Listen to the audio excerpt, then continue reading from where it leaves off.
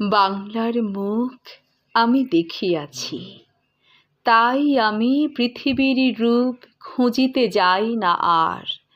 অন্ধকারে জেগে ওঠে ডুমুরের গাছে, চেয়ে দেখি ছাতার মতন বড় পাতাটির নিচে বসে আছে ভোরের দোয়েল পাখি। চারিদিকে চেয়ে দেখি পল্লবের স্তূপ, জাম, বট, কাঁঠালের, হিজলের, অশ্বত্থের করে আছে চুপ।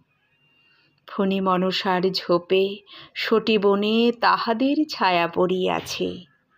মধুকর ডিঙা থেকে না জানি সে কবে চাঁদ চম্পার কাছে। এমনি হিজল, বট, তমালের নীল ছায়া বাংলার অপরূপ রূপ। দেখেছিল বেহুলাও একদিন গাঙুরের জলে ভেলা নিয়ে। তৃষ্ণা দ্বাদশীর জ্যোৎস্না যখন মরিয়া গেছে নদীর চড়ায়, সোনালি ধানের পাশে অসংখ্য অশ্বত্থ বট দেখেছিল। হায়, শ্যামার নরম গান শুনেছিল একদিন অমরায় গিয়ে। ছিন্ন খঞ্জনার মতো যখন সে নেচেছিল ইন্দ্রের সভায়।